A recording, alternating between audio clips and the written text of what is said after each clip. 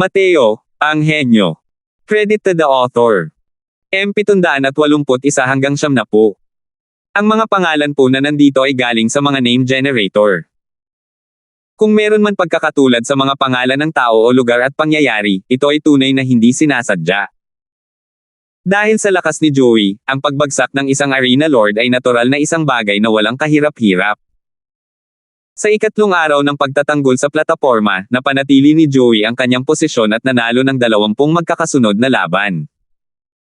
Bagamat kahanga-hanga ang lakas ni Joey, hindi pa rin ito kahanga-hanga kung kaya't walang nang-ahas na hominin siya. Ang mga 7th level Boundless Realms, kahit ang ilang 6th level Boundless Realms, ay aakyat lahat at haamon sa kanya.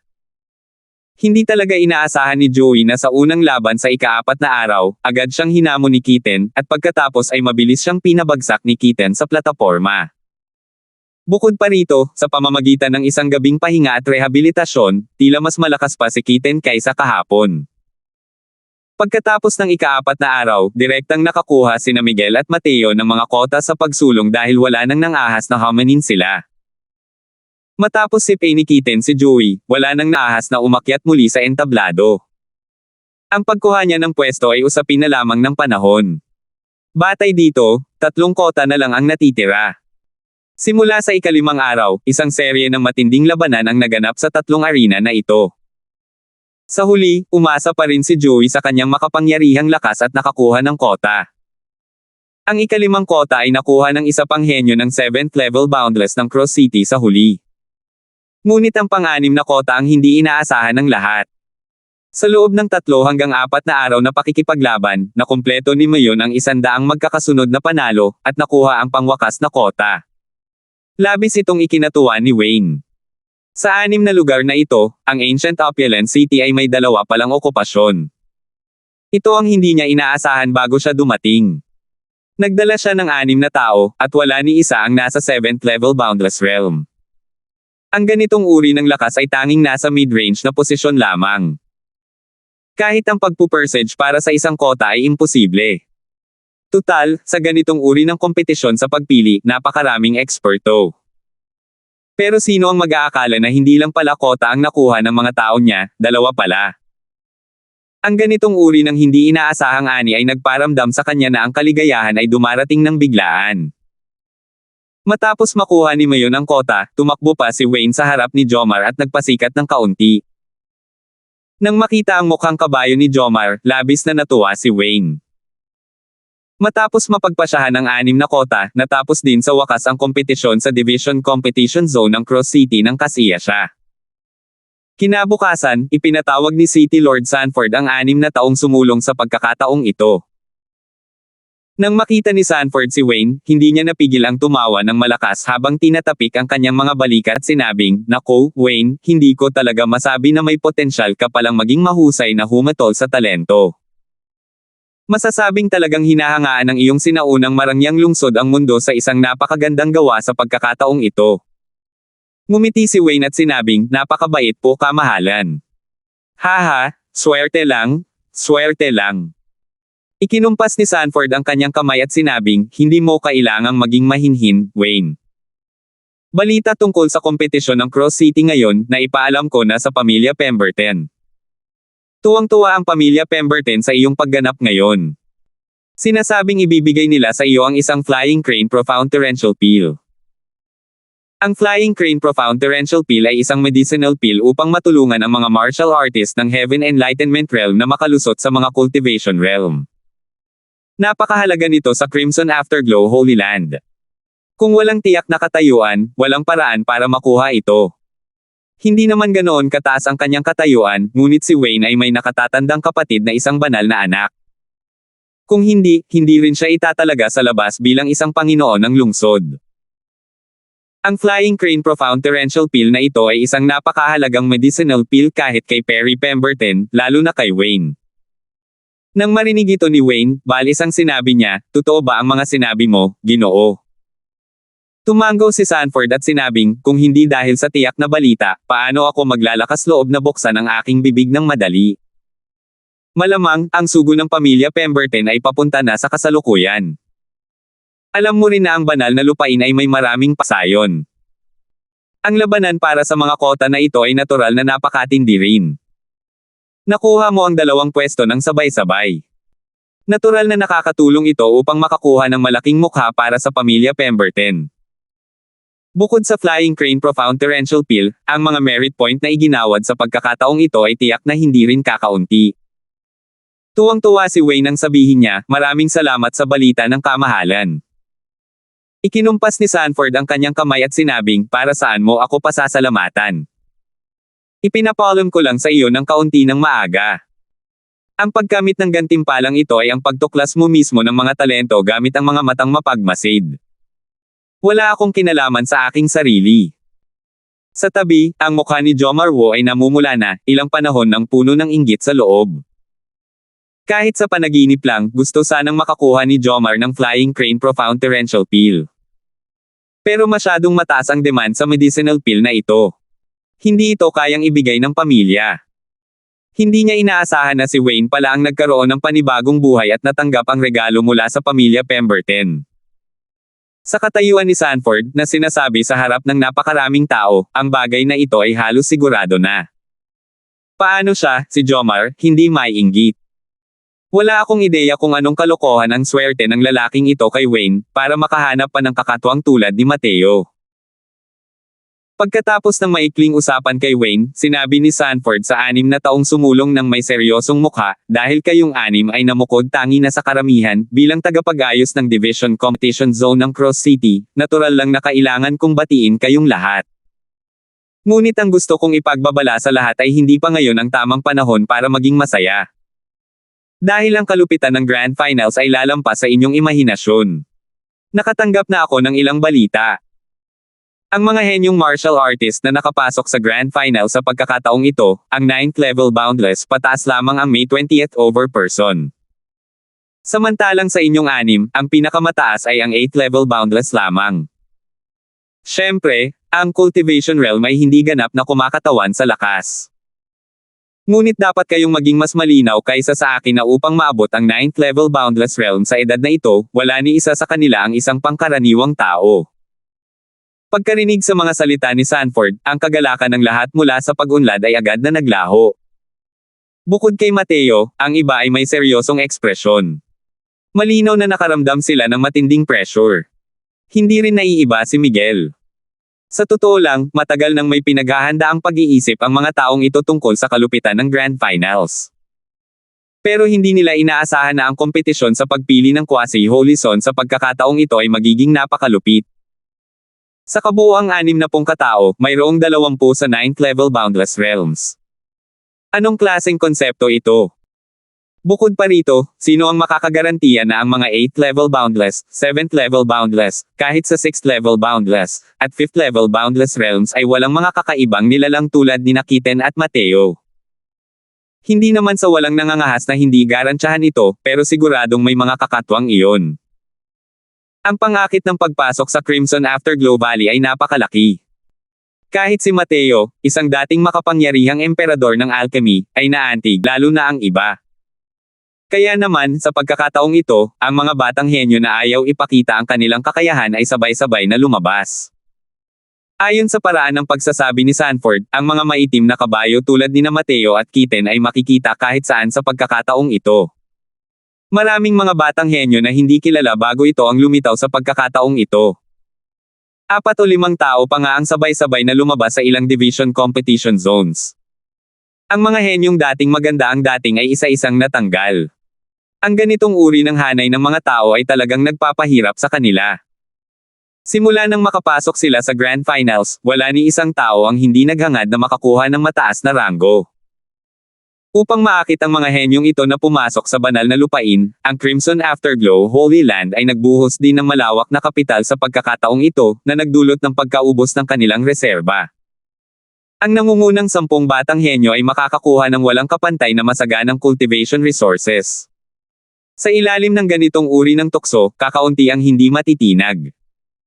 Ang mga kalakasan ng mga batang henyong ito ay halos magkakapareho.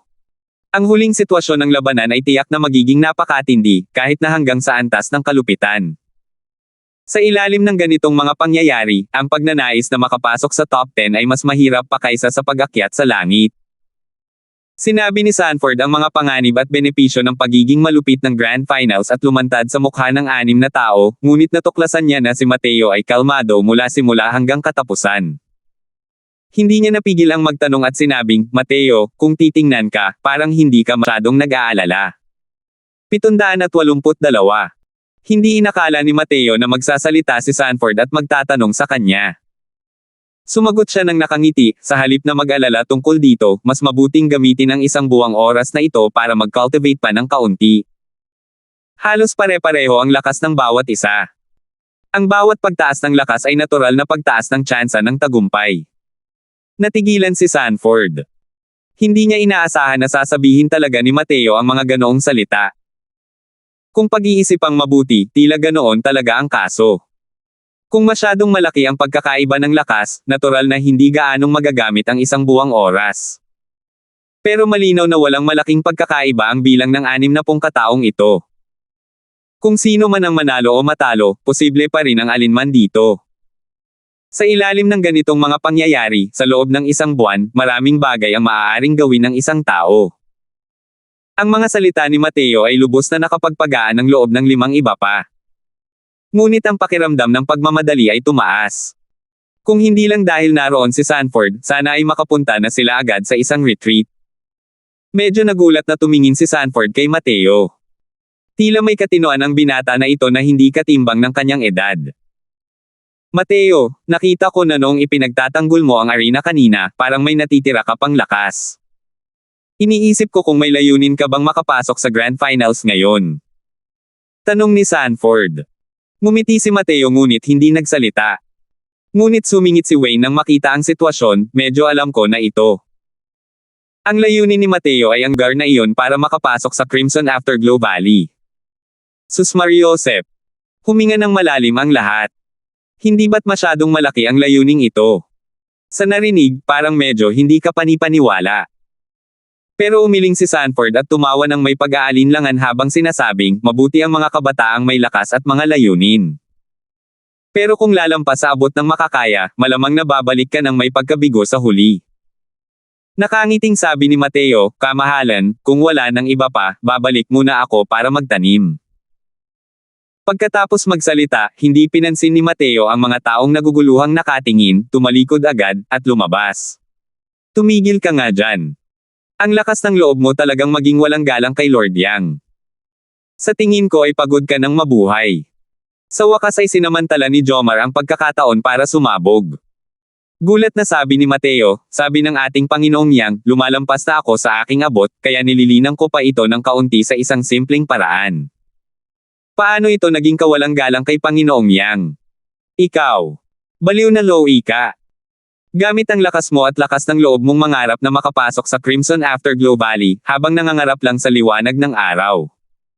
Hey! Kahit ano pa ang sabihin mo. Nagmamadali pa rin ang munting Panginoong ito na magtanim, kitikets mamaya. Talagang umalis si Mateo sa City Lord Manor pagkatapos niyang magsalita. Hindi na nakapaghintay sina Miguel at ang iba pa. Nang makitang paalis na si Mateo, ikinuyom ni Miguel ang kanyang mga kamay kay Sanford at sinabing, Ama, kailangan din ng batang ito na mag-cultivate. Aalis muna ako. Bahagyang nagatubili si Sanford, ngunit tumango pa rin siya at sinabing, nakikita kong hindi na rin kayo maaaring magtagal pa. Sige na. Si Miguel at ang iba pa ay parang nakatanggap ng amnestia, agad na bumalik sa isang saradong pag-iisa. Pagkatapos umalis ng lahat, pinigilan ni Sanford si Wayne at nagtanong, talaga bang ganito kalakas ang taglay ni Mateo? Nag-isip sandali si Wayne at sinabing, sa totoo lang, bago ako pumunta rito, akala ko rin nagbibiro lang siya. Pero ngayon, medyo umaasa na ako sa kanya. Marahil ang lakas na ibinubuhos niya sa kompetisyon ay magbibigay sa atin ng malaking gulat. Ang Crimson Afterglow Holy Land ay itinatag sa ibabaw ng isang ugat ng espiritu. Ang enerhiya ng asensya ay labis na sagana. Kahit na hamina na ang kasalukuyang Crimson Afterglow Holy Land, ang lugar na ito ay isa ring lubos na maunlad na lupain. Ang mga tao ay dumating at umalis, walang katapusang mga agos ng mga kabayo at karwahe. Ito ay isang marangal at malawak na lungsod. Ang populasyon sa banal na lupain ay hindi kasing dami ng isang malaking lungsod tulad ng Cross City. Ngunit ang saklaw ay medyo mas malaki. Bukod dito, ang mga kalakasan ng mga martial artist ay hindi rin kayang ikumpara sa malalaking lungsod na iyon. Lumipas ang isang buwan sa isang kisap mata. Ang grupo ni Mateo na binubuo ng 6 na miyembro ay sumunod kay Sanford papasok sa banal na lupain. Si Mateo ay ipinanganak sa isang napakabanal na lupain at walang gaanong interes sa ganitong uri ng maliliit na banal na lupain. Sa halip, maliban kay Sanford, ito ang unang beses na nakapasok ang iba sa banal na lupain. Napuno sila ng kuryosidad sa lugar na ito. Ang reserbang lakas ng banal na lupain ay karamihan ay mga martial artist ng Heaven Enlightenment Realm. Sa totoo lang, hindi nila masyadong binibigyang halaga ang mga Boundless Realm. Ang pag-oorganisa ng patimpalak sa pagpili ng malabanal na anak sa pagkakataong ito ay isang walang katulad na okasyon. Ang mga pangkat ng banal na lupain ay masalimuot at masalimuot. Sa panahong ito, dapat kayong lahat ay maging mas maingat. Huwag kayong manakit ng damdamin ng mga tao, at sikaping magkaroon ng kamalayan sa sarili. Siyempre, hanggat kayo ay nakapasok sa top 10, magkakaroon kayo ng mga kwalifikasyon upang makapasok sa banal na templo. Sa oras na iyon, natural na hindi kayo gagahasain ng mga puwersang ito, paalala ni Sanford nang makita niya ang mausisa at mukhang sanggol ng lahat. Si Sanford ay ipinanganak sa banal na lupain at nakasaksi na sa harap ng hindi mabilang na mga henyo. Natural lamang sa kanya na alam na ang mga kabataang ito ay mayabang sa puso at mayabang sa ugali. Magkakaroon pa nga ng hilig na umatake sa isang salita ng hindi pagsang-ayon. Gayunpaman, dahil sa pinagmulan ng mga taong ito sa harap niya, hindi nila kayang masaktan ang ilan sa mga pangunahing paksayon ng banal na lupain. Kailangang malaman ng isa na kahit na ang mga martial artist ng Heaven Enlightenment Realm ng banal na lupain ay hindi kasing dami ng buhok ng isang baka, daan-daan pa rin ang umiiral. At sa likod ng mga taong ito, halos lahat ay mga Faceless Realm powerhouse. Mga powerhouse ng Faceless Realm, sila ang mga mid-level na haligi ng banal na lupain. Kung may makakasakit man sa mga martial artist ng Faceless Realm, hindi sila matutulungan ng mga City Lord sa likod ng ilang taong ito. Siyempre, si Sanford mismo ay isang makapangyarihang Faceless Realm din. Marami lang talaga sa mga paksayon sa loob ng banal na lupang ito ang hindi niya kayang saktan. Naglalakad ang grupo nang may dumating na 2 tao mula sa harap. Nakababatang kapatid na Sanford. Kumusta ka na? Ang nasa unahan ay isang matandang lalaki na agad na bumati kay Sanford, ngunit ang mga mata nito ay sumulyap kay Mateo. Pero ang isa pang tao ay ang matagal nang kakilala ni Mateo. Si Riza nga iyon. Halatang nagulat si Sanford sa pagdating ng matanda at dali-daling bumati habang sinasabing, nakita ko na, Chairman Jones. Tumawa si Chairman Jones at sinabing, haha, narinig ko na si younger brother Yang ay nagkaroon ng ilang magagaling na talento sa pagkakataong ito. Ang Jones na ito ay espesyal na pumunta para tingnan ito. Ang mga henyong martial artist na napili ng Division Competition Zone ng inyong Cross City sa pagkakataong ito ay dapat na ang ilang taong ito, hindi ba? Haha, talagang magagaling na lalaki na may kapansin-pansing anyo. Sinabi niya na pupunta raw ito para tingnan ang lahat ng martial artist. Pero nang makita ni Sanford ang mga mata ni Chairman Jones, paano niya hindi malalaman na nandito siya para kay Mateo? Maliban na lang, medyo nabahala siya sa loob-loob niya. Isang maliit na batang lalaki ng Divine Traversing Realm ang maaaring makaabala sa Lord Chairman ng Crimson Afterglow branch ng Meteor Trading Company para personal na lumabas at salubungin ito. Mukhang hindi naman talaga ganoon kasimple ang pagkakakilanlan nitong si Mateo. Bagamat medyo humina ang lakas ng Meteor Trading Company nitong mga nakaraang taon, isa itong tunay na asul na Rank 1 Holy Land. Hindi talaga ito ang kayang kalabanan ng kanilang maliit na banal na lupain. Isang random na second level daw profound powerhouse na ipinapadala nila ay kayang sumire sa Crimson Afterglow Holy Land. Siyempre, ang mga banal na lupain kung saan matatagpuan ang mga kumpanya ng kalakalan ay palaging may birtod sa pagkakaisa. Maliban na lang kung walang ibang pagpipilian, hindi sila madaling makikipagdigma. Sa pagnenegosyo, ang reputasyon ang pinakamahalaga. Ang pagpuksa sa banal na lupain ng mga tao sa isang iglap ay isang bagay na nakapipinsala sa iba ng walang naitutulong. Ang Chairman Jones na ito ang taong namamahala sa Crimson Afterglow branch ng Meteor Trading Company. Ang personal na pagdating para salubungin ang mga tao ay talagang kakaibang bagay. Nabalitaan niyang isa lamang ascender ang Mateo na ito. Paano siya naging kaugnay ng isang malaking figure? Ngunit gulat ng gulat, kailangan pa ring ibigay ang mukha kay Chairman Jones. Napakabait ni Chairman Jones, sabi ni Sanford. Nakangiting sabi ni Chairman Jones, kapatid na Yang, ang ating Meteor Trading Company ay may ilang transaksyon sa negosyo kasama itong si kapatid na Mateo. Mabuti naman kung ganoon. Hinahanap siya ng ating Crimson Afterglow branch para pag-usapan ang ilang bagay, kaya dumaan kami. Sana ay hindi magdamdam si kapatid na Yang. Naisip ni Sanford na totoo nga iyon. Pasalita niyang sinabi, huwag kang manggahas, huwag kang manggahas. 783. Ang matandang ito, si Hugo Jones, ay ang chairman ng Crimson Afterglow branch ng Meteor Trading Company. Ang pag-imbite kay Master Croswell rito sa pagkakataong ito ay nangangahulugan na mayroon kaming kasunduan sa negosyo na nais naming pag-usapan sa iyo. Bilang ang namamahala sa Meteor Trading Company, nakakagulat na ang tono ni Hugo ay napakagalang kay Mateo. Kung makikita ng mga tao ng Crimson Afterglow Holy Land ang pagiging magalang ni Hugo kay Mateo, tiyak na magugulat sila ng husto. Bagamat ang lakas ni Hugo ay hindi kasing lakas ng sa banal na Panginoon, ang kanyang katayuan ay hindi naman kahit kaunti mas mababa kaysa sa banal na Panginoon. Ang isang heavyweight class na figure na tulad nito ay talagang napakagalang sa isang kabataang Divine Traversing Realm. Talagang magugulat ang mga tao. Sumulyap si Mateo kay Hugo, pagkatapos ay tumingin kay Riza na tahimik sa tabi, at nakangiting sinabi, nandito kayo para sa mga formula ng tableta, di ba? Mukhang nahihirapan nga ang inyong Meteor Trading Company sa pagsulong ngayon. Nabahala si Hugo nang marinig iyon at hindi niya maiwasang tumingin kay Riza nang may pagkamangha. Sandali niyang hindi alam kung paano siya sisigot. Matagal na niyang narinig na sinabi ni Riza noon na si Mateo ay kahanga-hanga. Ngunit sa isang palitan ng salita, agad niyang inamin ang kanyang pagkatalo. Hindi lang nahulaan ni Mateo ang balak niyang pagpunta, nahulaan pa niya ang kasalukuyang kalagayan ng Meteor Trading Company. Ano nga ba ang yari sa ulo ng batang ito? Hindi ako nagtatago kay Mr. Croswell. Ang aming Meteor Trading Company ay talagang nakaranas ng isang hindi pa naganap na problema. Alam kong medyo mahirap ang kahilingang ito, ngunit ang iyong mga formula ng tableta ay talagang napakahalaga sa amin ngayon.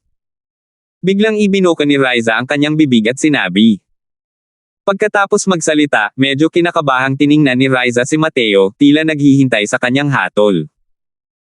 Para kay Riza, ito pa rin ang unang pagkakataon na naging ganito siya kamasunurin sa ibang tao dahil sa ilang tier 5 pill formula. Ang kolaborasyon ni Riza at Mateo ay kasalukuyang limitado sa sinaunang lungsod ng Karangyan. Hindi pinapayagan ng ibang mga lugar na magbenta ng mga gamot na pino ni Mateo. Sa makatuwid, kahit na kumita ng malaki ang mga gamot na ito ay partikular lamang sa lugar ng Ancient Opulent City. Para sa isang Leviathan tulad ng Meteor Trading Company, wala itong kahit kaunting pakinabang. Tumingin si Mateo kay Riza at biglang nagtanong, ano ang relasyon mo kay Jeremy? Natigilan si Riza, agad na umiling, at sinabing, masyadong nag-aalala si Ginoong Croswell. Paano nagkaroon ng kaugnayan si Riza kay Lord Head Chairman? Sinabi niya iyon ng pasalita, ngunit si Riza ay labis na nagulat sa kanyang puso. Paano nalaman ni Mateo, isang ascender, ang pangalan ng head chairman? Maaari kayang may kaugnayan talaga si Mateo sa Meteor Trading Company. Hindi alam ng isang karaniwang martial artist ang pangalang ito ni Jeremy. Kahit ang banal na Panginoon ng isang banal na lupain ay maaaring walang kwalifikasyon para malaman ang pangalang ito. Ang masikinagulat niya ay nahulaan pala ni Mateo ang relasyon nila ni Jeremy. Kumunat ang noo ni Mateo nang marinig iyon at sinabing, wala man lang kahit katiting na sinseridad. Bakit pa kayo pumunta at hinanap ako para pag-usapan kung anong kooperasyon? Alam nyo rin na medyo mahirap ang pagkuha ng mga formula ng tableta. Kung gayon, magtipid kayo. Gaya ng sinabi niya, aalis na sana si Mateo. Natarante si Riza nang marinig iyon at dali-daling sinabi, sandali lang. Ako. Si Jeremy. Ang aking ama. Hindi nagpakita ng gulat si Mateo, habang nakangiting sinasabi, hey, ang anak ng mataas na head chairman ay pupunta talaga sa isang maliit na banal na lupain tulad ng Crimson Afterglow. Medyo nagtataka ako. Ano ba ang nangyari sa Meteor Trading Company ninyo? Kinagat ni Riza ang kanyang mga labi at sinabing, ikaw. Paano mo nalaman ang tungkol sa relasyon ko sa aking ama? At saka, paano mo nalaman na ang aming Meteor Trading Company ay nakaranas ng isang problema?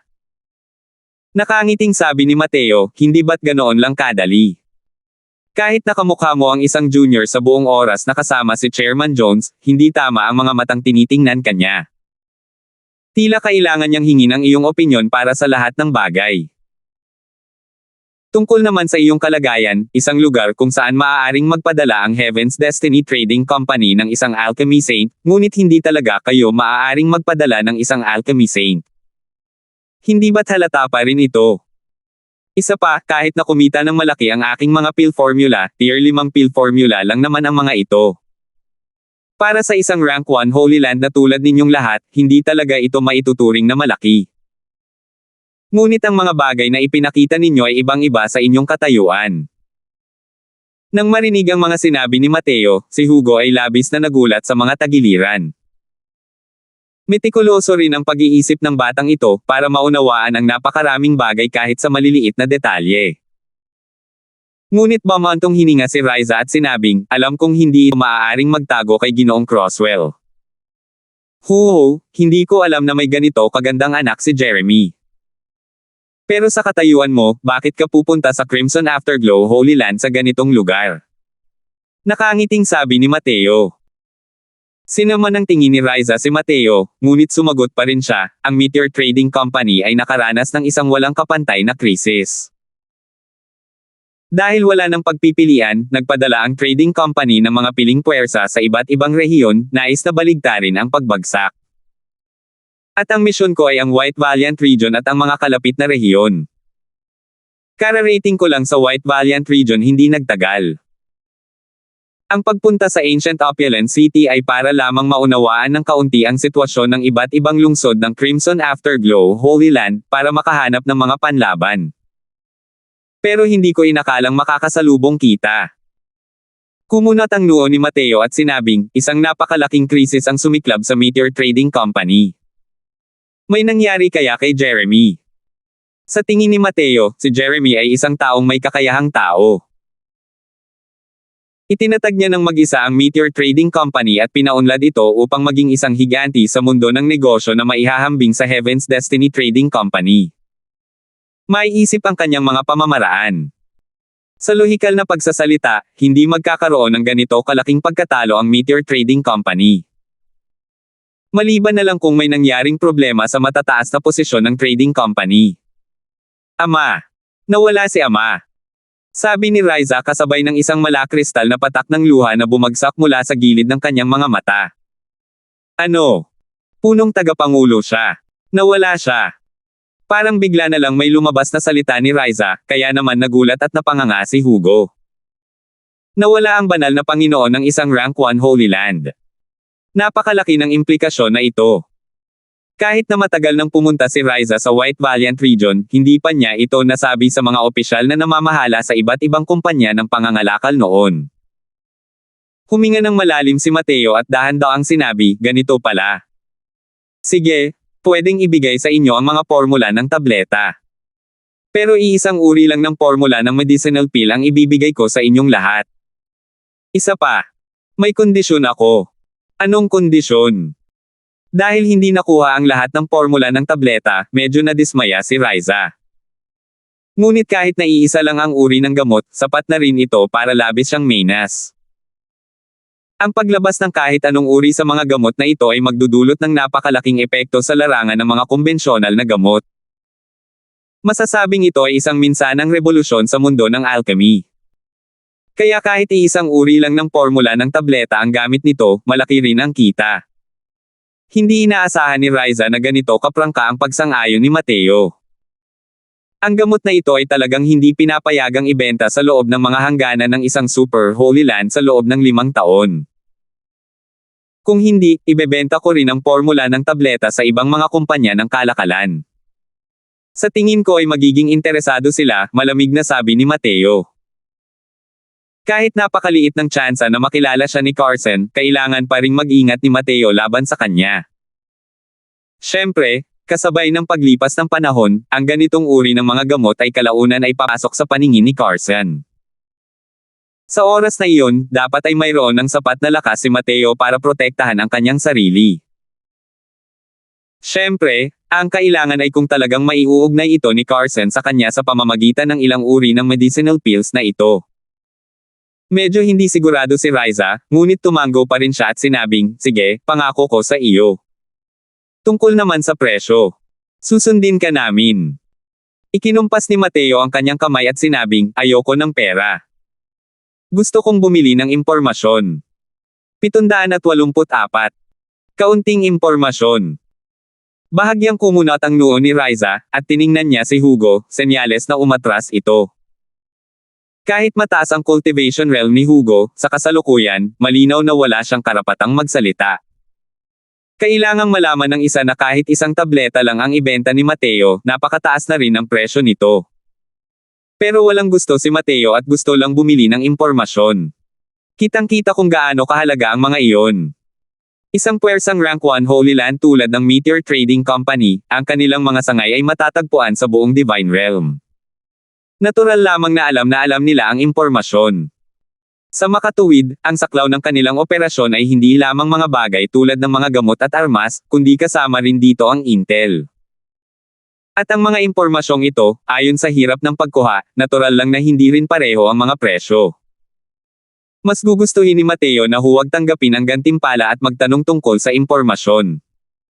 Talagang napakahalagang impormasyon iyon. Tama iyan. Bukod pa riyan, kailangan mong manampas sa isang panunumpa ng langit na daw na hindi mo talaga isisiwalat ang tungkol sa pagtatanong ko tungkol sa impormasyon mula sa iyo ngayon. Seryosong sabi ni Mateo. Bahagyang nag-aalala ang ekspresyon ni Riza at alam niyang hindi madaling makuha ang medicinal pill na ito.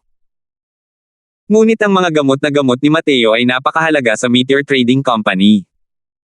Hindi siya nagatubili at mabilis na sumumpa ng isang heavenly Tao oath. Pagkatapos ay sinabi niya kay Mateo, magtanong ka na. Kung may alam akong impormasyon, masasagot kita ngayon din. Kung hindi ko alam, malamang na kailangan mong maghintay ng ilang araw. Tumango si Mateo at nagtanong, gusto ko ng impormasyon tungkol sa Medicine King Hall. Mas mabuti kung mas detalyado. Tumalim ang tingin ni Riza at hindi niya maiwasang mag-isip ng malalim tungkol kay Mateo. Ano ang kaugnayan mo sa Medicine King Hall? May transaksyon tayo ngayon. Ako ang nagtatanong sa iyo, hindi ikaw ang nagtatanong sa akin. Ayon sa mga patakaran mo, mga tanong lang ang sagutin mo, at huwag magtanong.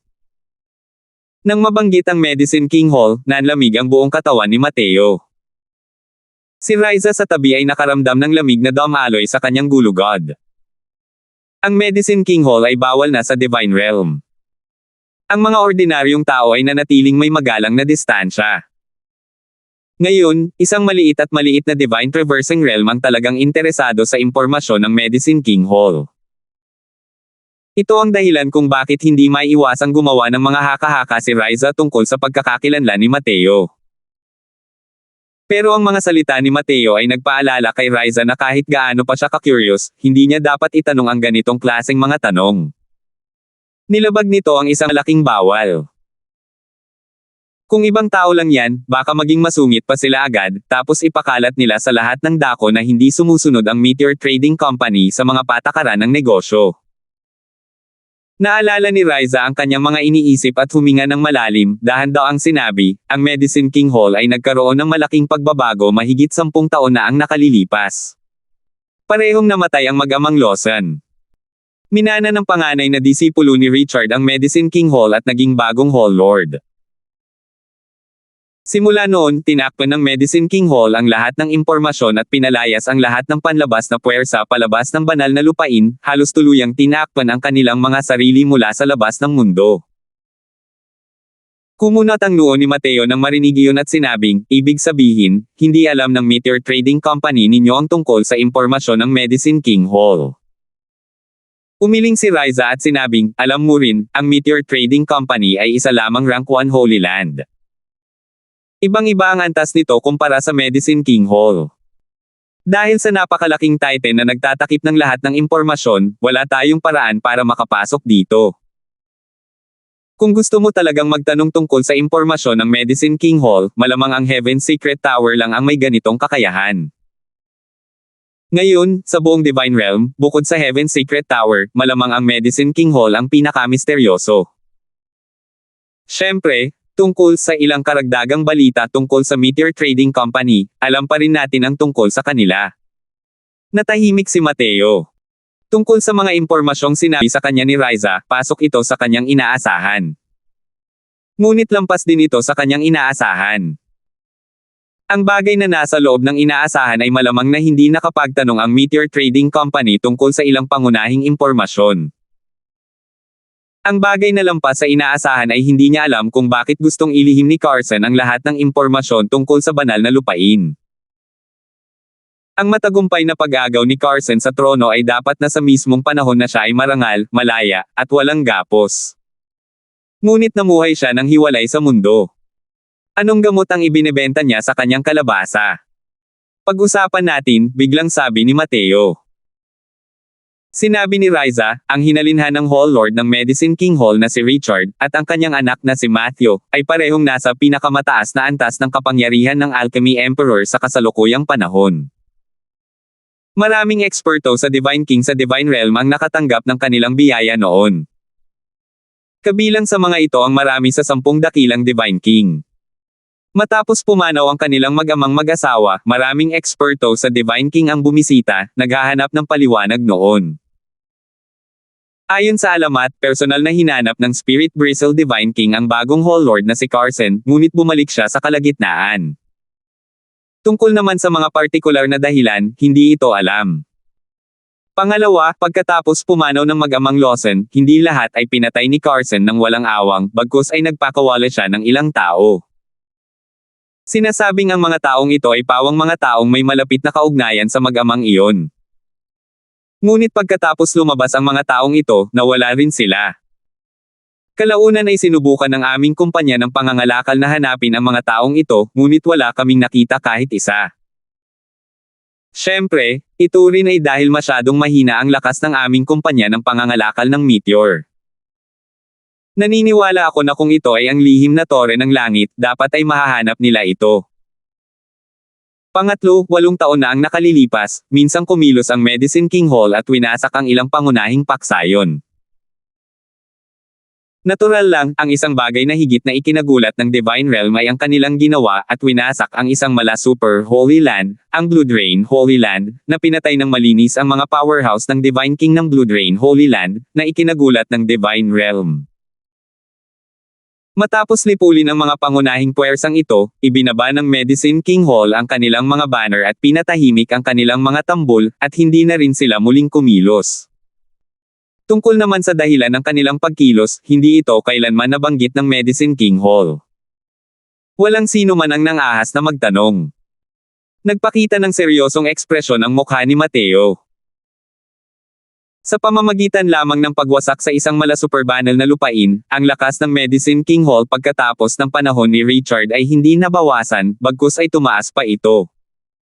Hindi talaga maisip ni Mateo kung paano nagawa ito ni Carson. Mukhang mas mahirap pa pala ang pagpatay kay Carson kaysa sa inaasahan.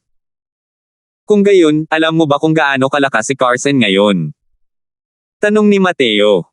Umiling si Riza at sinabing, patay na ang mga taong nakakita sa kanya noon. Pero siguradong mas malakas ang kanyang kasalukuyang lakas kaysa dati. Ngayon, sa Divine Realm, may hula na ang kasalukuyang lakas ni Carson ay malamang na hindi pa mas mababa sa 10 dakilang Divine Kings. Ang 10 dakilang banal na hari ang pamantayang kalidad ng Divine Realm.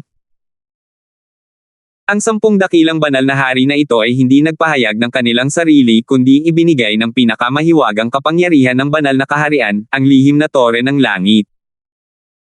Noon, nang ibigay nila ang titulong 10 dakilang banal na hari, ang banal na kaharian ay napuno ng galit at mga boses na nagtatanong. Maraming banal na hari ang hindi kumbinsido at hinanap ang 10 dakilang banal na hari upang makipaglaban ng isa-isa. Ngunit pinagtibay din ng huling resulta ang kapangyarihan ng sistema ng impormasyon ng lihim na tore ng langit. Ang mga posisyon ng 10 dakilang banal na hari, walang sino man ang nakakaagaw ng mga ito. Kahit gaano pa kalakas ang kalaban. Gumamit sila ng hindi mabilang na tagumpay upang pagtibayin ang lakas ng kanilang sariling lakas, at napatunayan din ang lakas ng Heaven's Secret Tower. Hindi lamang ibinigay ng Heaven's Secret Tower ang mga titulong ito bilang 10 dakilang banal na hari, inilabas pa nila ang power ranking na 10 dakilang banal na hari. Siyempre, kung sino ang malakas o mahina sa 10 dakilang banal na hari na ito, walang nakakaalam. Hindi pa sila hayagan na nakikipagkompetensya sa isa't isa noon, at wala ring sino man ang nagpahayag ng pagtanggi na sumuko sa ranggong ito. Sa paglipas ng panahon, ang reputasyon ng 10 dakilang banal na hari ay unti-unting tinanggap ng lahat sa banal na kaharian. Kung ang lakas ni Carson ay maihahambing na sa 10 dakilang banal na hari, iyo'y talagang isang napakahirap na bagay. Ang antas ng isang makapangyarihang nilalang na ito ay nasa ganap na ibang antas kumpara sa mga ordinaryong banal na hari. Maliban na lang kung makakalusot si Mateo sa Divine King Realm, ang pagnanasang patayin si Carson ay talagang imposible. 785.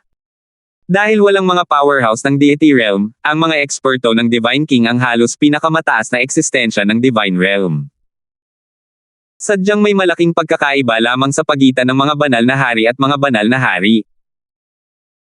Kunin natin halimbawa ang Spirit Bristle Divine King, ang kanyang lakas ay sapat na upang agad na pumatay ng 4 o 5 ordinaryong Divine King. Kahit na kinubkob siya ng maraming banal na hari, mayroon pa rin siyang sapat na katiyakan na makakatakas ng buhay. Ang pagnanais na patayin ang 10 dakilang banal na hari ay halos isang misyong imposibleng matapos.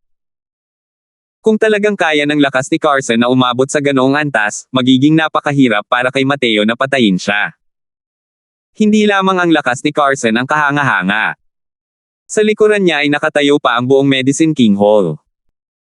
Para lubos na maisara ang balita tungkol sa Medicine King Hall, ang kontrol ni Carson sa Medicine King Hall ay talagang umabot na sa antas na hindi maisip ng karaniwang tao.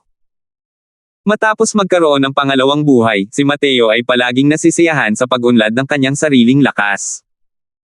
Pero kung titingnan ngayon, tila hindi madaling ipaghiganti ang paghihiganting ito. Kung isasantabi ang ibang mga bagay, ang pag-uusapan lang ang lakas na umaabot sa atas ng 10 dakilang banal na hari, ay napakahirap na bagay. Kailangang malaman ng isa na ang 10 dakilang banal na hari na ito, bawat isa sa kanila ay may hawak na ilang pinakamataas na tunay na layunin. Samantalang si Mateo ay isa lamang ang tunay na layunin na naunawaan niya ngayon. Hindi lang kaliit-liitan ang pagkakaiba nito. Madaling pag-usapan ang tunay na sukdulang layunin. Napakahirap talagang umunawa. Sa kompetisyon sa pagpili ng quasi-holy son sa pagkakataong ito, ang mga natipon ay pawang isa sa 10,000 henyo. Ngunit sa kanila, bukod kay Mateo, sino pa ang nakakaintindi ng isang tunay na layunin? Sige. Kung mayroon pa kayong ibang impormasyon tungkol sa Medicine King Hall ng Meteor Trading Company ninyo, ipadala ninyo ito sa akin. Bukod pa rito, tulungan ninyo akong bantayan ang Medicine King Hall. Kapag may nakita kayong anumang senyales ng kaguluhan, ipaalam ninyo agad sa akin. Ako ang magpapasya kung kailan ko ibibigay sa inyo ang iba pang formula ng PIL ayon sa inyong impormasyon. Ito ang formula ng PIL ng Tier 5 Essence Restoring PIL. Nakasaad dito ang paraan para pinuhin ang medicinal PIL na ito. Inumin ninyo, sabi ni Mateo at casual na inihagis kay Riza ang isang jade sleep. Sa lohikal na pagsasalita, para makuha ang iba pang mga formula ng gamot ni Mateo, dapat itong maging isang bagay na karapat-dapat ikatuwa. Ngunit ngayon, naramdaman ni Riza na ang mga formula ng tabletang ito ay medyo nakakapaso kapag hinawakan. Kung gusto ni Mr. Crosswell na makuha ang tamang impormasyon mula sa Medicine King Hall, malamang ang paghahanap lang sa Heaven's Secret Tower ang gagana. Alam mo rin na sa lakas ng ating Meteor Trading Company, imposibleng magtanong ng malaliman, nakasimangot na sabi ni Riza. Malamig na ngiti ang sinabi ni Mateo, hey, hindi pa malinaw ang pinagmula ng Heaven's Secret Tower. Isa pa, hindi maintindihan ang kanilang lakas. Diyos ko lang ang nakakaalam kung may kaugnayan sila kay Carson. Kung talagang hahanapin ko sila, baka ipagbili ko na lang ako at hindi ko na lang alam. Ang anak ni Jeremy. Mapagkakatiwalaan ko pa rin. Dati, ang Medicine King Hall ay may mga kolaborasyon sa iba't ibang pangunahing kumpanya ng pangangalakal. Malaki pa rin ang tiwala ni Mateo sa karakter ni Jeremy. Kung kailangan niyang humanap ng puwersa para magtanong ng impormasyon, ang Meteor Trading Company ang malinaw na pinakaangkop. Ito rin ang dahilan kung bakit niya hahanapin ang Meteor Trading Company para makipagtulungan. Paulit-ulit na pinakikinggan ni Riza ang isang batang may singhot na tinatawag si Jeremy, kahit ano paman, parang may lasa itong umaasal na parang isang senior. Bahagyang nag-alangan ng kaunti, hindi pa rin mapigilan ni Riza ang magtanong, iniisip ko, anong klaseng relasyon? Meron sina Ginoong Croswell at Ama. Nakangiting sabi ni Mateo, kapag dumating ang panahon, natural lang na malalaman mo. Pero hindi ko inaasahan na nawala pala si Jeremy. Mukhang ang Divine Realm ay talagang nasa panahon ng kaguluhan. Ang kasalukuyang Riza ay nagulat at naguguluhan sa kanyang puso. Pakiramdam niya ay tila ibang tao na ang Mateo sa harap niya. Pero ang Mateo na ito ay nagbigay sa kanya ng matinding pressure. Bahagyang naramdaman ni Riza na parang may nahawakan siya, pero kulang lang iyon sa maliit na bahaging iyon, ang bahaging iyon na patuloy na dumudulas sa kanyang mga daliri. Nabaliw siya sa ganitong pakiramdam. Bumalik si Mateo sa kanilang tahanan, ngunit matagal nang walang tao sa mga silid. Bumalik na si Wayne sa pamilya Pemberton upang iulat ang pagkumpleto ng kanyang gawain. Babalik lamang siya bukas ng umaga. Ang iba naman ay may ugali ng isang binata sa huli, na naglalakad sa iba't ibang lugar sa banal na lupain. Tanging sina Kitten at Mayon lang ang naroon, ang 2 taong ito, na tila naghihintay sa pagbabalik ni Mateo. Nang makuha ni Kitten ang patnubay ni Mateo, sa loob lamang ng 1 buwan, ang kanyang lakas ay tumaas ng husto. Sa pagitan nito, ilang beses pa siyang pumunta kay Mateo upang makipagkompetensya. Ngunit sa bawat pagkakataon, ito ay isang ganap na pagkatalo. Mas bumilis ang sword art ni Kitten, pero hindi pa rin ito kayang hawakan si Mateo. Habang bumibilis ang kanyang sword art, mas bumibilis din ang movement technique ni Mateo, na tila walang hanggan at walang hangganan. Sa loob ng 1 buwang ito, nagkaroon ng magandang relasyon ang 2 tao, guro-estudyante. Siyempre, ang pagkakapasok ni Mayon sa Grand Finals ay dahil sa medicinal pill ni Mateo. Natural lang na hindi na kailangang sabihin pa ang kanyang saloobin kay Mateo. Sa 6 na taong ito, silang 3 ang pinakamalapit na naglakad. Mateo, sa wakas ay bumalik ka na. Matagal ka na naming hinintay. Reklamo ni Mayon. Nagtatakang tanong ni Mateo, para saan ang paghihintay sa akin? Medyo nasasabik na sinabi ni Mayon, nabalitaan namin na gustong magdaos ng subasta ang Heaven's Destiny Trading Company ngayong gabi. Nabalitaan ko na may ilang magagandang bagay. Plano namin ni Kitten na pumunta para tingnan. Dahil walang mangyayari ngayong gabi, bakit hindi ka rin sumali?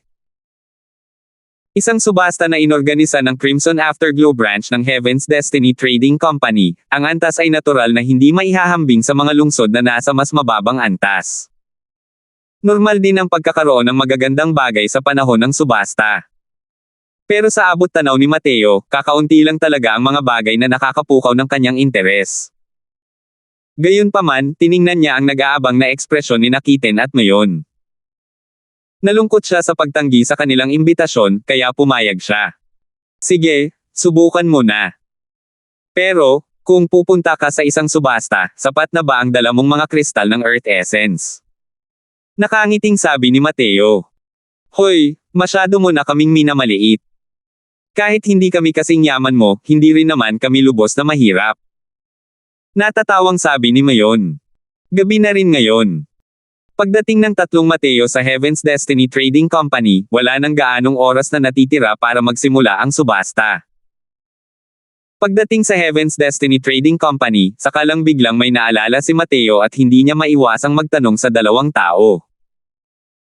Sabi niya, hinailan niyo ako sa subastang ito, pero wala tayong imbitasyon mula sa Heaven's Destiny Trading Company. Paano tayo papasok? Ang mga bagay na ibinebenta sa subasta ay karaniwang pinahahalagahan ng napakataas. Kung walang sapat na kayamanan, ang pagpasok ay magbubukod lamang sa kanila. Ang mga nakasali sa subasta ay alinman sa mayayaman o maharlika.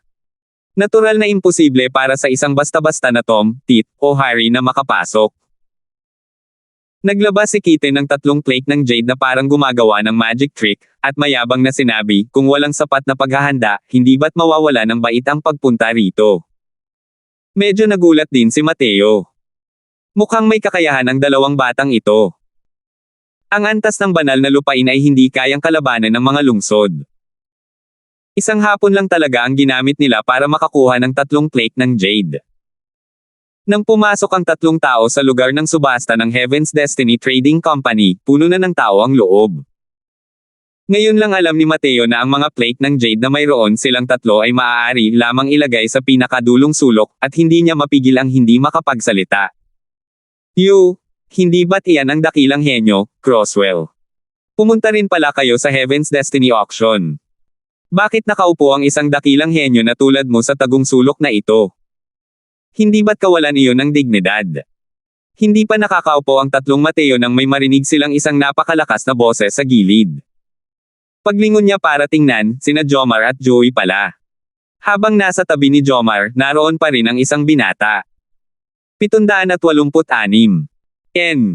Kuya Jomar, kilala mo ba sila? Bahagyang kumunot ang noo ng binata at sinabi.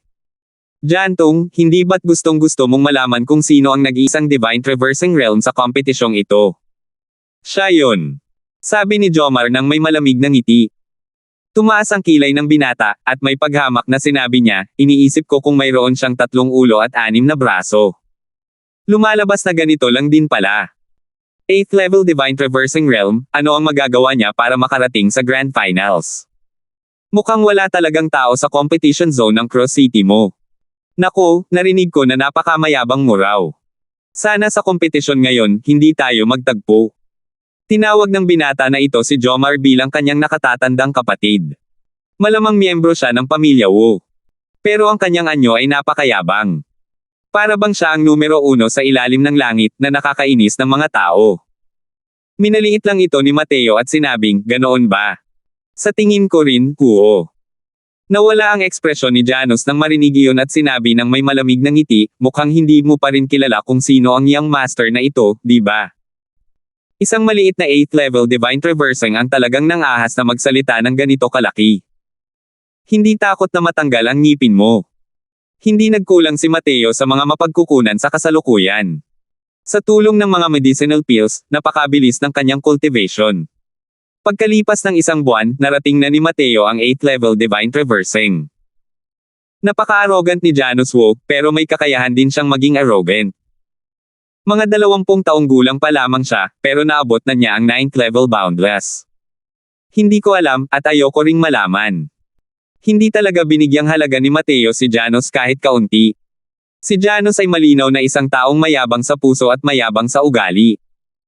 Biglang sumiklab ang kanyang galit kasabay ng isang e-stroke. Bro, ang lakas ng loob mo. Sa kompetisyong ito, mamamatay ka ng napakasama. Kuya Jomar, pumunta tayo sa nakalaan na kahon para sa mga pinarangalan na bisita. Hayaan mong sumiksik ang mga angges na ito sa sulok na ito. Ang lugar na ito ay sakop ng Heaven's Destiny Trading Company. Natural lang na kailangang magpakitang gilas si Janus at hindi niya kayang makipag-away. Pagkaalis ng 3 tao, umupo na sina Mateo, Kitten, at Mayon. Nag-thumbs up si Kitten kay Mateo at sinabing, kahanga-hanga talaga si Brother Crosswell, para hindi mo na lang isipin si Janus. Nagtataka rin si Mateo at sinabing, bakit? Sikat ba siya? Nakangiting sabi ni Mayon, higit pa sa sikat. Sa kompetisyon ng pagpili ng Quasi Holy Son ngayon, si Janus ang paboritong kalabanan para sa kampyonato, pangalawa lamang kay Lucas. Dahil sa pagkakasala niya, malamang na kailangan pang maging maingat si Brother Crosswell sa kompetisyon ngayon. Si Brother Crosswell lang ang hindi nakakakilala sa kanya. Kung ibang tao lang iyon, malamang na kailangan nilang lumihis ng direksyon. Hinawakan ni Mateo ang ilong niya at nakangiting sinabi, napakaganda. Mukhang may nasaktan akong hindi ko dapat nasaktan. Walang imik na sinabi ni Mayon, napakalakas ni Brother Crosswell. Pero mas mabuting maging mas maingat pa rin. Matindi ang laban sa Grand Finals. Kung medyo kulang ang lakas mo, malamang matatalo ka. Makapangyarihan ang pamilya Wu. Kung may anumang tuka na nalilito, maaaring makapinsala ito kay Brother Crosswell. Walang pakialam na sabi ni Mateo, kahit hindi ko siya guluhin, malamang mag-iisip si Jomar ng mga paraan para mahikayat siyang lumapit at guluhin din ako. Ang kompetisyon sa pagpili na ito ay nakalalay pa rin sa sariling lakas ng isang tao. Nag-uusap pa lang ang tatlong tao ng isang mayanhing ginang ang umakyat sa entablado at sinabi sa malinaw na boses, pinasasalamatan ang lahat ng dumalo sa aming subasta ng tadhana ng langit. Ang mababang loob na ito ay si Carla Collins. Naniniwala ako na ang mga kaibigang madalas pumupunta sa mga subasta ng tadhana ng langit ay hindi mag-aalangan sa mababang loob na ito. Tama na ang usapan, mas mabuting dam ako na tayo sa pangunahing paksa. Ang mga item sa subasta ngayon ay may kabuoang 13 artikulo. Naniniwala ako na lahat ay pumunta ngayon para sa huling banal na artifact na iyon sa dulo. Kung tungkol sa kung ano ang banal na artifact na iyon, hayaan mong hulaan ang mababang loob na ito at hayaan itong lumabas hanggang sa huli. Malinaw na veterano sa subasta ang Carla na ito. Ilang simpleng salita lang ay lubos na pumukaw sa gana ng lahat. Banal na artifact, ito ay isang bagay na hindi madalas makita sa Rank 9 Holy Lands. Kailangang malaman ng isa na ang mga banal na artifact ay mga bagay na ginagamit ng mga powerhouse ng Dao Profound Realm. Ang bawat item ay nagkakahalaga ng isang lungsod. Ang Heaven's Destiny Trading Company ay napakayaman din, kaya naman nila isinusubasta ang ganitong bagay. Nakarinig na ako ng mga chismis noong pumunta ako rito. Hindi ko inakalang isa pala itong banal na artifact. Ate Carla, huwag mo kaming hayaang nakabitin. Sabihin mo agad sa amin kung ano talaga ang kahulugan ng huling banal na artifact na ito. Oo, kahit papaano, samahan kita matulog mamaya bilang kabayaran. Sabihin mo agad sa amin. Haha. Hindi ko rin alam kung sino ang nagbiro sa ganoong pangungusap na nagdulot ng sunod-sunod na malalakas na tawa mula sa ilalim ng entablado. Gayunpaman, kahit na mukhang medyo mas matanda ang edad ni Carla na ito, napanatili niya ang kanyang hitsura ng napakahusay at mayroon pang ang mature appeal na hindi maihahambing sa mga batang babae. Sa bawat galaw, mayroon itong napakalaking alindog sa mga lalaki. Ang mga taong medyo mahina ang determinasyon ay hindi ito kayang kontrolin. Hindi rin nagalit si Carla nang marinig niya ito. Sinabi niya nang may mapang-akit ng ngiti, kung ang mababang loob na ito ay maglalakas loob na sumang-ayon, iniisip ko kung ang bayaning ito ay talagang maglalakas loob na makipagtalik sa mababang loob na ito o hindi. Dahil sa ngiti niya ng ganito, tumahimik ang lahat sa ilalim ng entablado. Walang nangahas na sumagot. Dinaig ni Mateo ang lahat at hindi niya maiwasang maguluhan. Aaminin na talagang nakakapukaw ng damdamin ang ginang na ito. Bakit ba siya iniiwasan ng lahat na parang pag-iwas sa mga ahas o alakdan ng may pabiro? Hoy, hindi naman masama ang hitsura ng babaeng ito. Bakit parang takot na takot ang lahat sa kanya? Tanong ni Mateo na may pagtataka. Pero matapos ang mahabang paghihintay, hindi pa rin sumasagot ang dalawang batang iyon. Paglingon niya, nakita niyang natulala na ang dalawang batang iyon. Malinaw na nabihag na ang kanilang mga kaluluwa ng ginang na ito. Walang magawa si Mateo at iniabot ang kanyang kamay para hampasin ang ulo ng bawat isa sa kanila. Saka lamang nagising ang dalawang tao. Ray! Kuya Croswell, bakit mo ako binitukan? Kung hindi ko kayo sinaktan, ang mga banal na kaluluwa ninyo ay tatakbo na kasama niya. Pagalit na sabi ni Mateo. Namula ang mukha ng dalawang tao, ngunit ang kanilang mga mata ay patuloy pa ring sumusulyap kay Carla. Hey! Bago lang ang dalawang batang yan, di ba? Itong si Carla ay isang sikat na biyudang itim na nakapatay na ng 7 asawa. Sino ang maglalakas loob na makipagtalik sa kanya? Biglang may narinig na malungkot na boses sa tabi niya. Lumingon ang tatlong Mateo para tingnan ang paligid, at nakita nila ang isang lalaking nakaitim na nakabalot ng mahigpit sa sarili. Kung titingnan mula sa labas, hindi talaga mapapansin ang kanyang kasarian at lakas. Pero sa isang subasta, karaniwan din ang ganitong uri ng mga tao. Karamihan ay ayaw ibunyag ang kanilang mga pagkakakilanlan. Hindi rin ito pinansin ni Mateo. Ngunit nang marinig ang mga salita ng taong ito, sinakitin at mayon ay binalot ng takot. Ang kanilang mga titig nang muling tumingin kay Carla ay pareho ng sa iba. Ganyan ang babaeng yan, hindi ba't mamamatay ang sinumang makakasalubong niya? Hindi napigilan ni Carla ang mapait na buntong hininga nang makita ang sitwasyon at sinabing, alam kong wala ni isa sa inyo ang tunay at tapat. Ang buntong hininga na ito ay tunay na nakasisilaw at kaakit-akit, na medyo hindi na matiis ng ilang tao sa ilalim ng entablado. Ang pagiging masagana ng Heaven's Destiny auction na ito ay malamang na walang kaugnayan sa Carla na ito. Kahit hindi mahawakan ang babaeng ito, ang pagtingin lang ay nakakapagpabaliw din sa mga tao sa sobrang tuwa. Sige, sige, pinapalabas mo akong tuso. Bumalik na tayo sa ating mga gawain. Halika at tingnan ninyo ang unang artikulo sa subasta ngayon. Habang sinasabi niya, pumalakpak si Carla.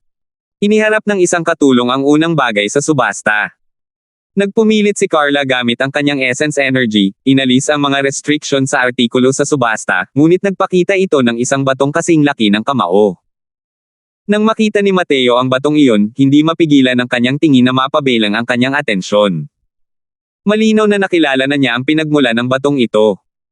Ngunit ang iba ay blanko ang tingin, walang ideya kung bakit ibinebenta ng Heaven's Destiny Trading Company ang isang napakasamang bato sa subasta. Nakangiting sabi ni Carla, unang artikulo sa subasta ngayon, maaaring medyo dayuhan ang lahat. Pero siguraduhing huwag itong hamakin.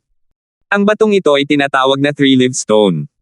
Ito ay isang mahimalang bagay na galing sa langit at lupa. Gamit ito, halos nagkakaroon ito ng karagdagang buhay. 787. Batong may tatlong buhay. Ito talaga ang batong may tatlong buhay ng mga alamat. Biglang may sumigaw sa ilalim ng entablado. Malinaw na narinig na niya bago pa man ang kabantugan ng batong may tatlong buhay. Ngunit ang three-leaf stone na ito ay napakabihirang mangyari. Kaya naman, hindi rin nila ito nakilala. Biglang nagulo ang kapaligiran sa ilalim ng entablado dahil sa mga sinabi ni Carla. Ang pagkakaroon ng karagdagang buhay, para sa lahat ng martial artist, ay isang nakamamatay na tukso. Ngumiti si Carla nang may kaakit-akit at sinabing, mukhang may nakarinig na tungkol sa three-leaf stone dati. Pero sa tingin ko, mas kakaiba pa rin ito sa karamihan ng mga tao. Ang three-leaf stone ay hindi isang medicinal pill, pero mas kahanga-hanga ito kaysa sa karamihan ng mga miracle elixir. Kailangan lang itong pinuhin at ihalo ng mga martial artists sa kanilang mga katawan. Kapag naabot na nila ang estado ng nalalapit na kamatayan, kusa itong magiging aktibo at kayang-kaya kang makabawi sa iyong pinakamataas na estado sa loob ng 10 hininga.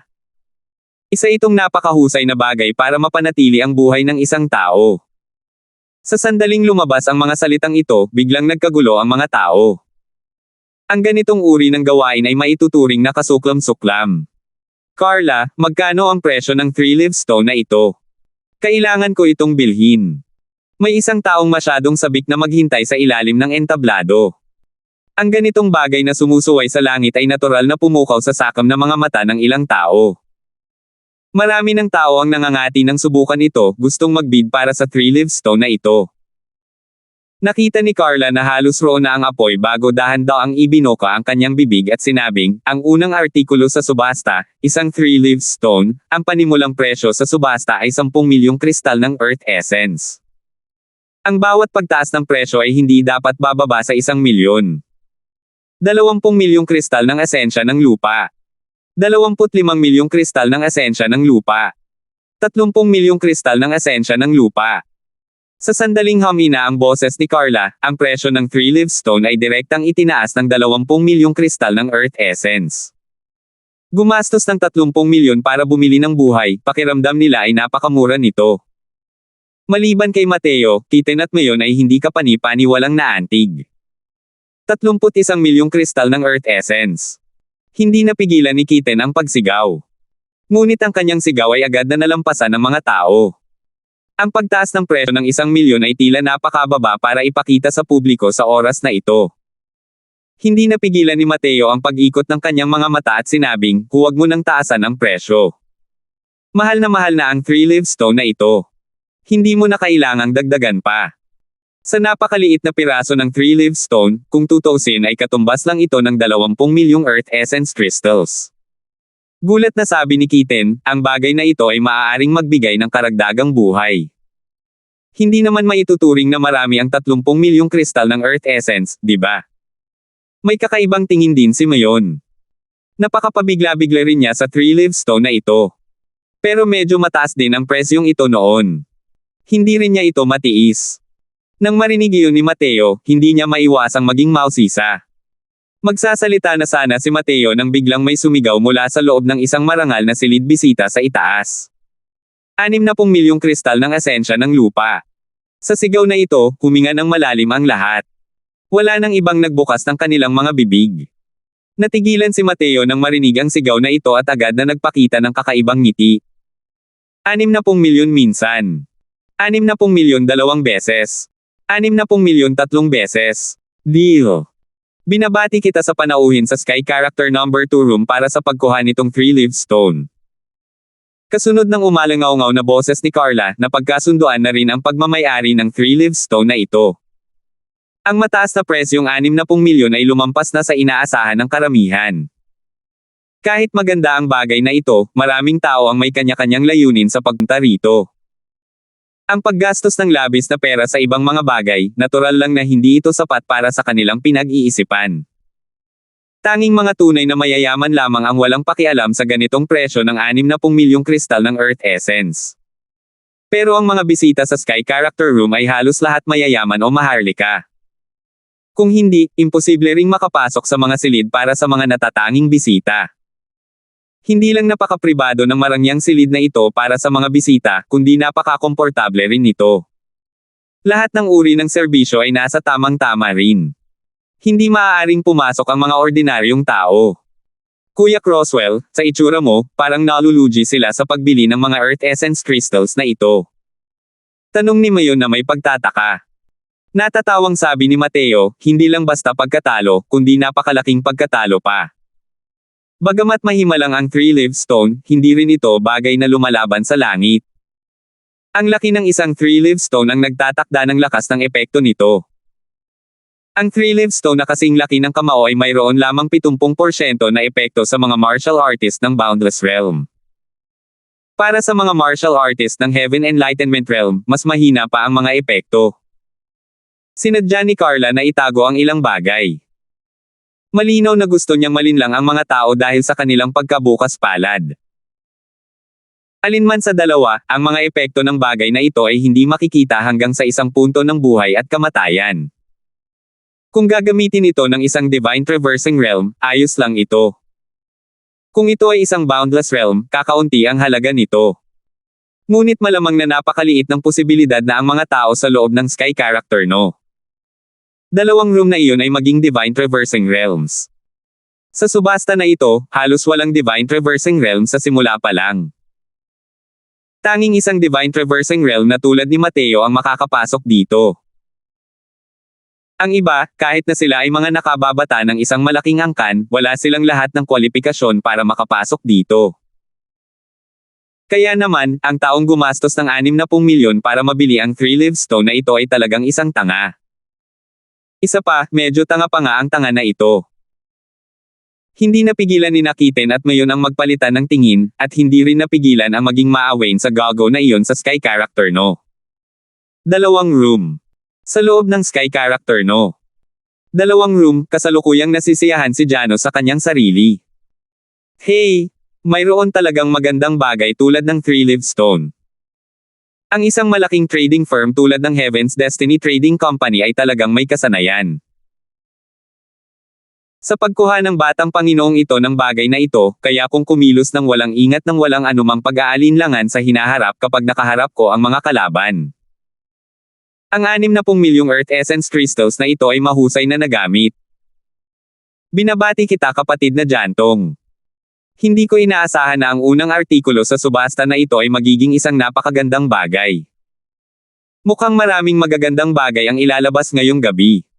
Nakangising sabi ni Joey.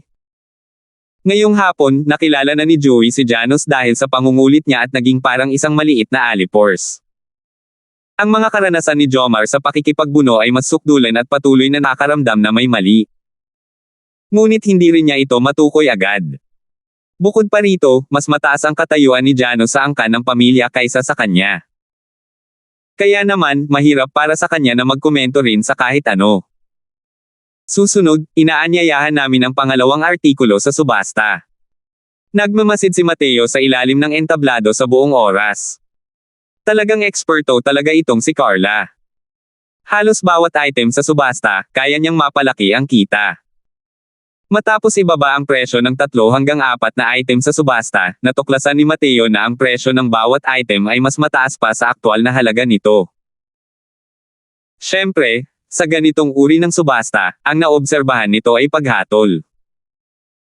Ang mga taong walang mabuting pagpapasya ay may posibilidad na bumili sa presyong mas mataas kaysa sa presyo mismo ng item sa subasta.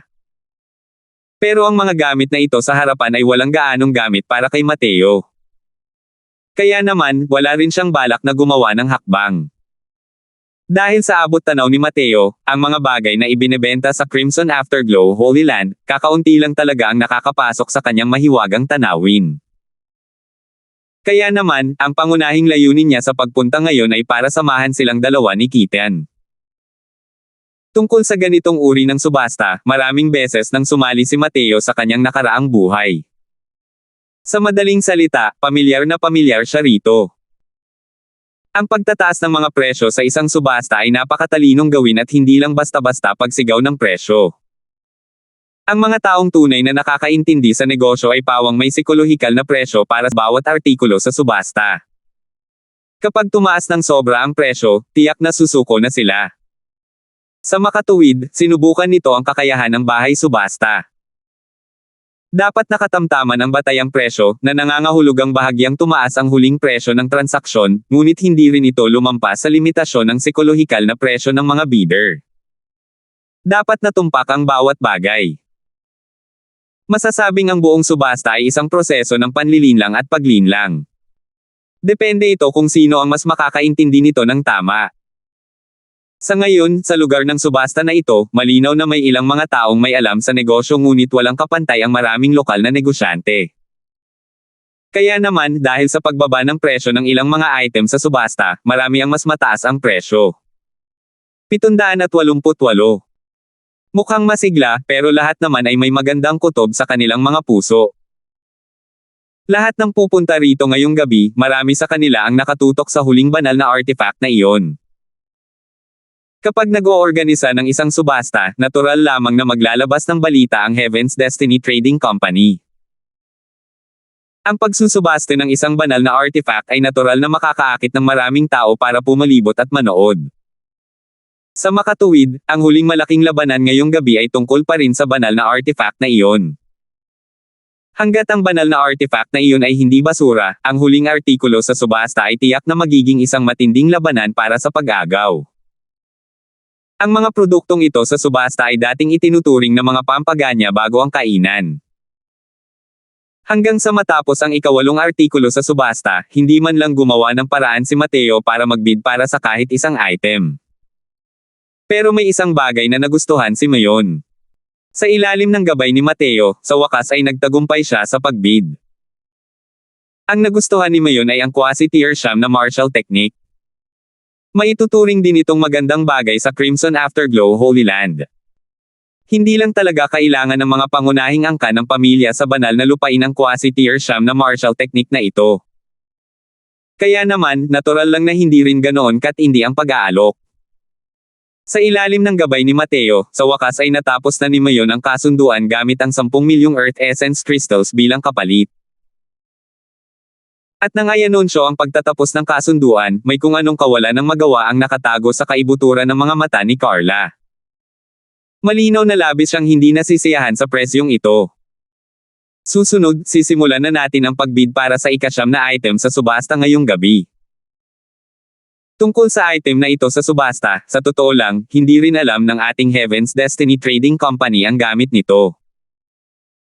Pero inimbitahan namin ang maraming appraisal masters na napagdesisyonan na dati na ang black metal bukol na ito ay hindi talaga pangkaraniwang bagay. Para sa black metal bukol na ito, espesyal naming inimbitahan si Master Yuan Fei para mag-appraise dati. Ang huling hatol na ibinigay niya ay malamang na ito ay isang uri ng napakataas na ranggo na artifact refined material. Siyempre, kung tungkol sa kung paano gumagana ang mga detalye, malamang nasa lahat ang pag-aagawan. Ang base price ng black metal bukol na ito ay 1 milyon. Ang bawat pagtaas ng presyo ay hindi bababa sa 100,000. Magsisimula na ang subasta. Natapos na ang pagpapakilala ni Carla. Medyo marami na ang nawalan ng interes sa makintab na itim na metal na ito. Kahit ang Heaven's Destiny Trading Company ay hindi malaman ang gamit ng bukol na metal na ito, lalo na ang ibang tao. Tungkol naman sa pagsasabing isa itong material na pangpino ng artifact, Diyos ko lang ang nakakaalam kung magagamit talaga ito o hindi. Kaya naman, nang hamina ang boses ni Carla, sandaling tumahimik ito. Sumulyap si Carla sa paligid ng lugar at hindi niya maiwasang magpakita ng kahit kaunting pagkadismaya. Mukhang kailangang ipasa na ang item na ito sa subasta. Pero isa rin itong bagay na pasok sa inaasahan. Sinubukan nila ang maraming paraan ng tipak ng itim na metal na ito, pero hindi nila matukoy kung ano ang gamit nito. 1.1 milyon. Nang maramdaman ng lahat na hindi ito mabibigyan ng halaga, biglang may sumigaw ng presyo. Sinundan ng lahat ang boses at tumingin. Isa pala itong kabataang nasa Divine Traversing Realm. Sino kaya ito kung hindi si Mateo? Maging si Nakitin at Mayon ay parehong nagulat. Hindi nagpakita ng interes si Mateo buong gabi ngunit sa totoo lang ay naging interesado siya sa isang hindi kilalang bagay. Nagpakita si Carla ng hindi inaasahang ekspresyon ng tuwa. Malinaw na hindi niya inakala na mayroon talagang nag-aalok ng presyo. Nag-aalok ang nakababatang kapatid na ito ng 1.1 milyon. Mayroon pa bang mas mataas sa kanya? Pinagmasdan ni Carla ang paligid, umaasang may lilo na isa pang kalaban. 2 milyon. Sa oras na ito, isang sigaw ang talagang narinig mula sa itaas. Si Janus mismo ng Sky Character no. 2 room ang nagtaas ng presyo. Bukod pa rito, ang pagtaas na ito ay nagpataas nito ng 900,000. Ang bisita ng Sky Character no. 2 room ay nag-aalok ng 2 milyon. Mayroon pa bang mas mataas kaysa sa kanya? Bahagyang natuwa si Carla. 2.1 milyon. Bahagya na sumulyap si Mateo sa itaas, hindi kumukurap ang mga mata habang idinaragdag ang presyo. Nandito talaga ang lalaking iyon sa itaas para manggulo. Hindi na kailangang manghula at alam na rin niya kung sino ang gago ng Sky Character no. 2 room na iyon. Napakaganda ng privacy sa itaas. Hindi alam ng mga tao sa ibaba kung sino ang nasa itaas. Pero malinaw na nakita ng mga bisita sa itaas ang sitwasyon sa ibaba. Nang makita ni Janus na si Mateo pala ang sumisigaw ng presyo, hindi niya napigil ang magbiro. 3 milyon. Sigaw ni Janus mo. Hahaha, talagang mahirap na mahirap ang lalaking yan. Nakakita siya ng murang produkto at gusto niyang bumili ng baratilyo. Sinasadya kung hindi ito ibigay sa gusto niya. Sigaw ni Janus habang mayabang na sinasabi sa dalawa ni Jomar. Huho, ang presyo ng mga paninda sa harap ay nakakatakot na mataas. Medyo mura lang ito. Mukhang gusto niya talagang bumili ng isang bagay sa mababang presyo. Talagang napakagaling ni Brother Wu. Nag-thumbs up si Joey at sinabing 3.1 milyon. Mahinahon pa ring sigaw ni Mateo. 4 milyon. 9.1 milyon. 10 milyon. Sa tuwing tataasan ni Janus ang presyo, walang pakialam na nagdaragdag si Mateo ng 100,000. Para itong isang lumang balon na walang alon. Pero sa pagkakataong ito, tumigil si Mateo. Natigilan ang lahat. Hindi nila inaasahan na ang isang tipak ng scrap metal ay umabot pala sa 10 milyong Earth Essence Crystals. Malinaw na sinasadya ng isang iyon sa itaas na itaas ang pagtataas ng mga presyo para paalisin si Mateo. Walang pakialam ang tingin ni Mateo bago iyon. Inisip pa nga ng lahat na isa siyang tanga. Pero bigla siyang tumigil, itinulak iyon pataas sa gilid ng bangin. Hindi naman siguro nahulaan ng lalaking ito ang isang bagay at sadyang nagtaas ng presyo sa atin, di ba? Nakasimangot na sabi ni Jomar. Hindi nagsalita si Janus, ngunit hindi rin maganda ang ekspresyon ng kanyang mukha. Sinasadya lang niyang akitin si Mateo at hindi niya naisip ang bilhin ng kasuklam-suklam na bagay na ito noon. Sino ang mag-aakala na hindi niya nakuhang akitin si Mateo?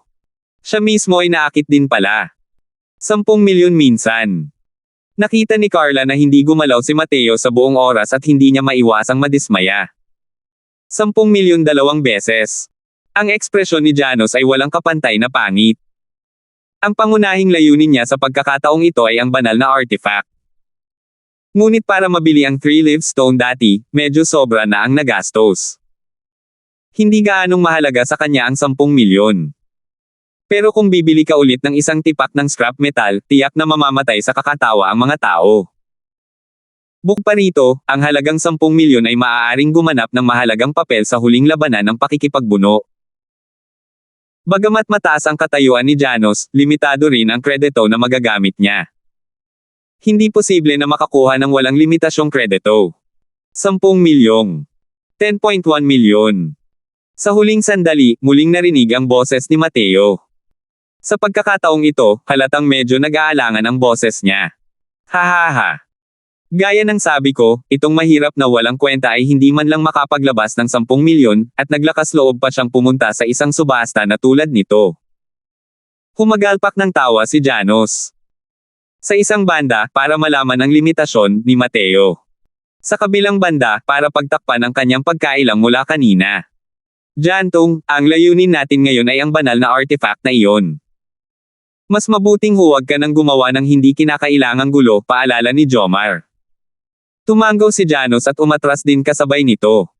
Base sa kanyang tansya, ganito rin kalaki ang limitasyon ni Mateo. Kung hindi mo patataasan ang presyo, malamang mapapasa kanya na ang tipak ng bakal na iyon. 10.1 milyon minsan. 10.1 milyon 2 beses. 10.1 milyon 3 beses. Deal.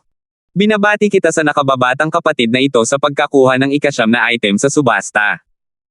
May dala ring kaaya-ayang sorpresa ang boses ni Carla. Hindi niya lubos akalain na ang bagay na ito na dati nag-aalalang hindi mapansin ay alok pala ng mataas na presyo na 10 milyon. Isa itong tunay na hindi inaasahang sorpresa. Natural lang na medyo nalumbay din ang puso ni Mateo. Akala niya noong una ay makakagastos siya ng 1 milyon para makabili ng isang magandang bagay ng mura. Hindi niya inaasahan na si Janos pala ang baalang magsalita ng walang pakundangan, na siyang dahilan kung bakit siya gumastos ng 9 milyon pa ng walang dahilan. 789.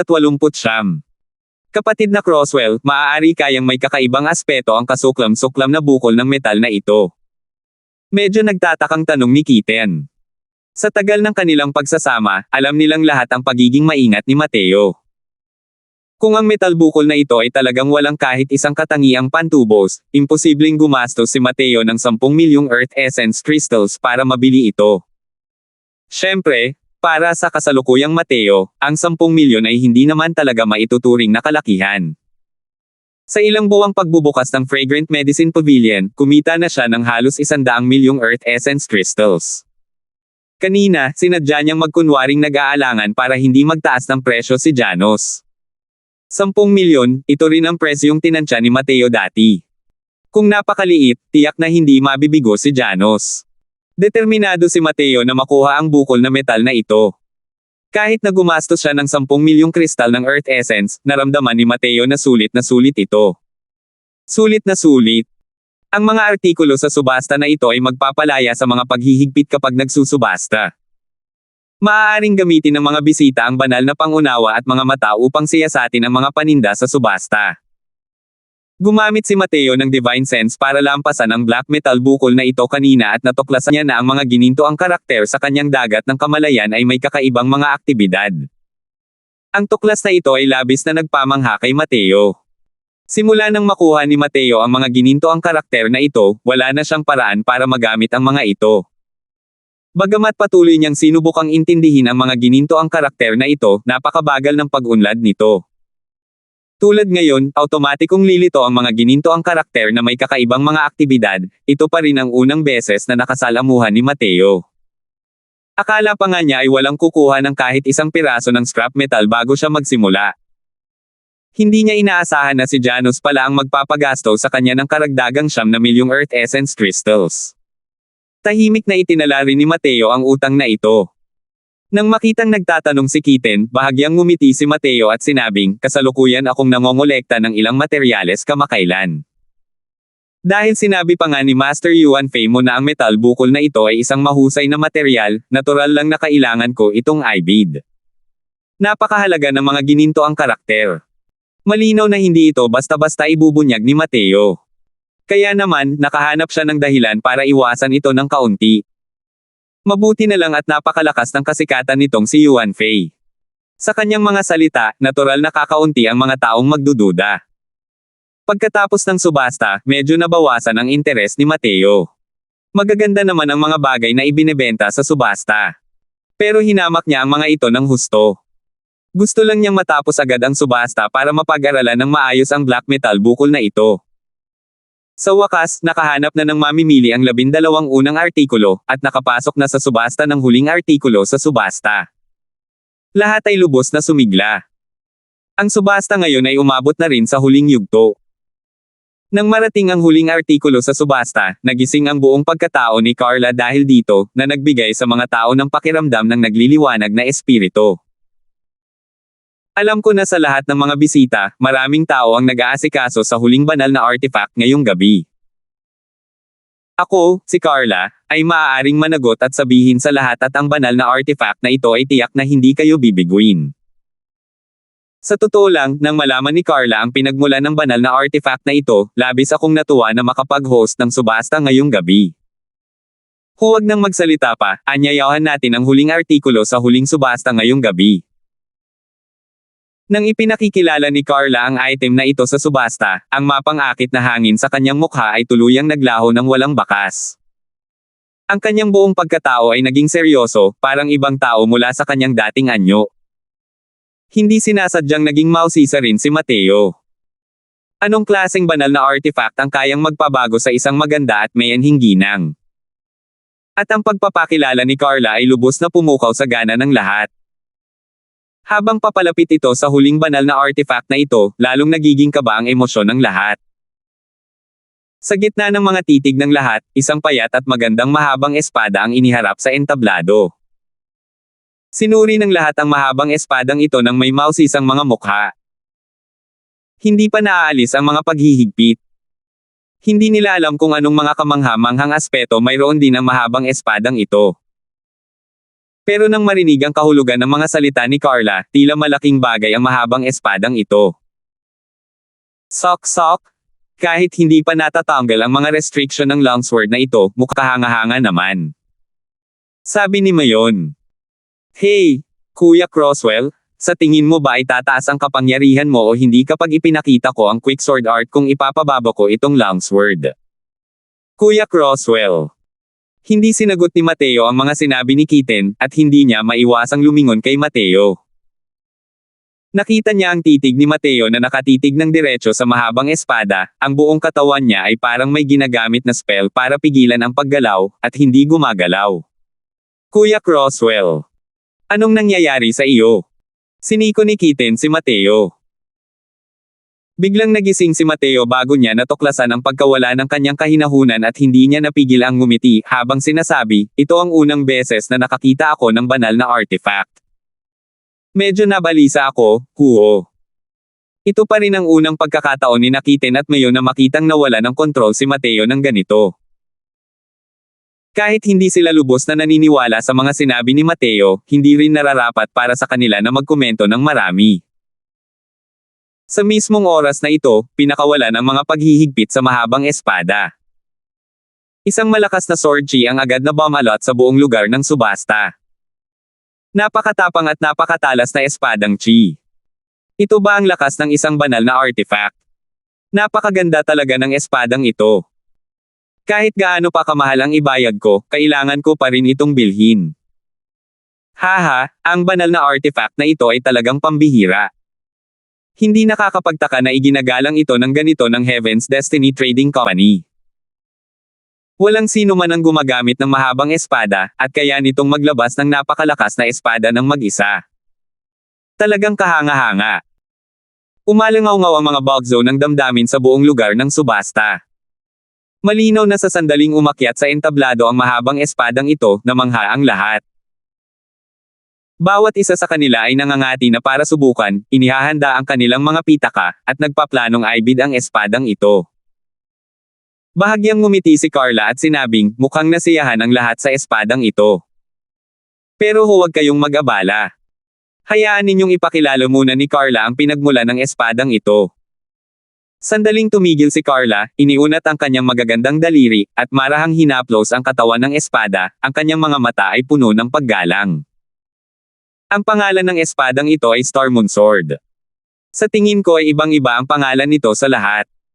Pero dapat ay pamilyar kayong lahat sa pangalan ng may-ari nito. Ang pangalan ng may-ari nito ay Matthew. Dahan daw ang sabi ni Carla. Matthew. Ito ang pinakabatang alchemy emperor na si Matthew. Ito talaga ang personal niyang espada na lagi niyang dala araw-araw. Ito ang kanyang espadang may kagamitan. Huminga ng malalim ang lahat ng nasa ilalim ng entablado. Totoo ngang masyadong maugong ang pangalang ito sa Divine Realm. Kahit sa isang liblib na rehiyon ng White Valiant, patungo sa dakilang katanyagan ni Matthew, tumatagos ito sa mga tainga na parang kulog. Hindi nila inakalang ang espadang ito ay espada pala ni Matthew na may mga kagamitan. Nang marinig ang pangalang ito, hindi napigilan ng buong katawan ni Mateo ang manginig, halo-halong emosyon ang naghalo sa kanyang puso. Hindi rin niya masabi kung anong klaseng pakiramdam iyon. Nang makita niya ang Star Moon Sword sa unang tingin, biglang bumangon ang pamilyar na pakiramdam sa kanyang puso. Parang isang buong buhay ang lumipas. Hindi kailanman inakala ni Mateo na makakatagpo niya rito ang espadang dala ng dati niyang buhay. Bagamat hindi siya mahusay sa lakas ng pakikipaglaban, ang Star Moon Sword na ito ay sumunod sa kanya ng maraming taon. Ang mga damdamin ay napakalalim. Nang makitang muli ang Star Moon Sword, paanong hindi maiirita si Mateo? Ang Divine Realm na ito, bukod sa kanya, sino pa ang maglalakas loob na iproklama ang tatlong salitang ito bilang Matthew? Tama, ang Star Moon Sword na ito ay tiyak na espadang gamit ni Matthew. Ang espadang ito ay dating isang top-tier holy artifact. Ngunit pagkatapos mamatay ni Lord Matthew, ang espadang ito ay dumaan sa ilang kamay at nawala na ang orihinal nitong matalas na talam. Ang top-level array formation na nakasulat sa Star Moon Sword ay malubhang na pinsala. Ang katawan ng espada ay nadumihan din. Ang kasalukuyang Star Moon Sword ay isa na lamang mababang uri ng holy artifact, sabi ni Carla at naghinagpis. 700 na po. Bagamat hindi bihasa si Lord Matthew sa lakas ng pakikipaglaban, ang kanyang espadang may kagamitan ay natural na hindi rin isang ordinaryong bagay. Ang Star Moon Sword na ito ay minsang sinamahan ni Lord Matthew. Nagustuhan din ito ni Lord Matthew. Sa kasalukuyan, kahit na ito ay malubhang na pinsala, isa pa rin itong matalas na sandata. Kung maaanyayahan ng isang tao ang isang top-tier artifact refining master, dapat ay kaya niyang hayaang makabawi ang espadang ito sa tugatog nitong estado, dahan daw ang pagpapakilala ni Carla. Mahahalata na lubos na sinasamba ni Carla si Matthew. Sa totoo lang, napakaraming tagahanga si Matthew sa Divine Realm. Hindi na sulit banggitin ang antas ng suporta ni Miguel sa harap ni Matthew. Ang kanyang mga nagawa noon ay tunay ngang gamulat sa isang panahon. Sige, hindi ko nasasabihin pa. Naniniwala akong sapat na ang pangalang Matthew para ilarawan ang lahat. Ang base price ng Star Moon Sword na ito ay 300 milyon. Ang bawat pagtaas ng presyo ay hindi dapat bababa sa 10 milyon. Magsisimula na ang subasta. Sabi ni Carla. Nang mabigkas ang mga salita, ang grupo ng mga bisita ay napabuntong hininga ng malamig. Bagamat mataas ang presyo ng isang mababang uri ng banal na artifact, ang 300 milyong kristal ng Earth Essence ay talagang medyo katawa-tawa. Para sa mga ordinaryong mababang uri ng banal na artifact, ang presyo ay nasa pagitan ng 100 hanggang 300 milyon. Pero para sa Star Moon Sword na ito, 300 milyon lamang ang base price. Kapag tumaas na ito, kahit papaano, kailangan pa itong dagdagan ng isa pang 100 milyon. Ang batayang presyong ito ay lumampas na sa inaasahan ng maraming tao. 310 milyon. Sa sandaling humina ang boses ni Carla, agad na may sumigaw ng presyo. Hey! Dagdag lang ba ng 10 milyon para sa espada ni Alchemy Emperor Matthew? Nag-aalok ako ng 400 milyon. Ang nagsalita sa pagkakataong ito ay ang Sky character no. 2 room. Sino kaya ito kung hindi si Janos? Ang pagtaas na ito ay 70 milyon. Nang marinig ang presyong ito, hindi napigilan ng lahat na tumahimik muli. Malinaw na hindi nila inaasahan na ang presyo ay tataas ng ganito kabilis. 420 milyon. Hindi nagtagal ang katahimikan. Ngunit ang nagpataas ng presyo sa pagkakataong ito ay ang Sky character no. 1 room. Naalala na ni Mateo ang kanyang mga emosyon sa oras na ito at hindi niya maiwasang maging mausisa tungkol sa Sky character no. Isang room na ito. Ngayon lang, sa pagtaas ng presyo sa pagkakataong ito, ang taong nasa Sky character no. Isang room ang unang beses na magsalita ngayong gabi. 450 milyon. 460 milyon. Sumali sa laban ng Sky character no. Isang room. Mabilis na tumaas ang presyo ng Star Moon Sword, at umabot agad sa 500 milyon. Pero pagkatapos umabot sa 500 milyon, ang bilis ng pagsigaw ng presyo ng dalawang tao ay malinaw na bumagal. Ang presyong ito ay palapit na ng palapit sa psikolohikal na antas ng presyo ng dalawang tao. 510 milyon. Matapos ang maikling katahimikan, sumigaw si Janos. Habang sinisigaw ni Janos ang presyong ito, tumahimik din ang Sky character no. Isang room. Malinaw na nag-aalangan sila. 600 milyon. Nang sandaling iyon ay tahimik ang Sky character no. Isang room, may sumigaw ng mataas na presyo na 600 milyon sa baba. Napalingon ang lahat kung saan nanggaling ang boses at hindi napigil ang mamangha. Ang sumigaw ng mataas na presyo na 600 milyon ay walang iba kundi ang kabataang Divine Traversing Realm na gumastos ng 10 milyon para bumili ng mga scrap ng metal noon. 600 milyon. Sumigaw ang nakababatang kapatid na ito ng 600 milyon. Mayroon pa bang mas mataas sa kanya? Balis ang sabi ni Carla. Sus Mariosep. Sinasadya siguro ng punk na to. Pagkatapos ng selection competition ngayon, siguradong papatayin ko siya ng napakasama. Sa loob ng compartment room ng Sky character no. Dalawang room, si Janos ay kasalukuyang nasa matinding galit. Ang kanyang psikolohikal na antas ng presyo ay nasa humigit kumulang 550 milyon lamang. Ang credit limit na ibinigay sa kanya ng angka ng pamilya sa pagkakataong ito ay 650 milyong Earth Essence Crystals lamang. Dati, gumastos na siya ng 60 milyon. Ngayon, ang pagtataas nito ni Mateo sa 600 milyon ay direktang nagpahirap sa kanya. Sa katayuan ni Janos, karaniwan, natural lang na makakaipon siya ng maraming kristal ng Earth Essence. Ngunit ang paggamit niya ng sarili niyang ipon para sa isang subasta ay malinaw na hindi niya matatanggap.